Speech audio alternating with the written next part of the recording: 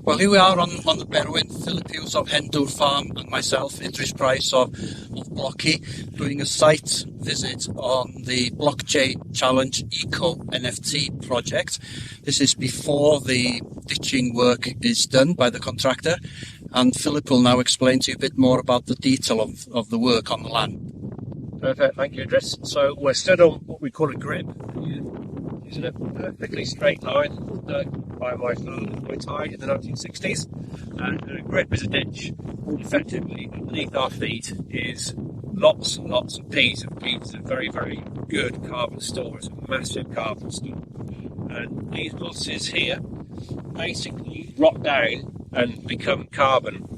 Now, we need to drain the land to a fashion so that when our sheep perhaps see on the hill there, if you just scroll, go to your right on the camera. So those sheep come into this wet area and they can get stuck and they can die. But we still want to graze the area for farming productivity, but also to manage the habitat. So we have to get that compromise in these grips here. So the grip I'm stood on now is one of the ones that we're looking to improve. So if I put my foot on here, it's incredibly springy.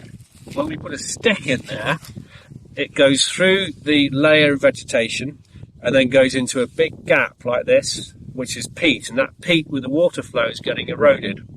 So we peel back the vegetation, we put a little dam under there and we put the vegetation back, and that slows the flow of the water and helps to carry on building the peat so we don't erode the peat out through this ditch.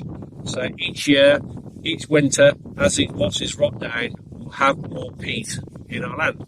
It also works to do a few other things. So it gives very beautifully clean, sweet water coming off this mountain on the Berwyn into the River Dee, goes up to Chester and for Liverpool drinking water, but also biodiversity for bird species, for insect species. This wetland habitat is a wonderful resource that we're just wanting to just notch up and keep on improving every single year, and this work will help to contribute towards that.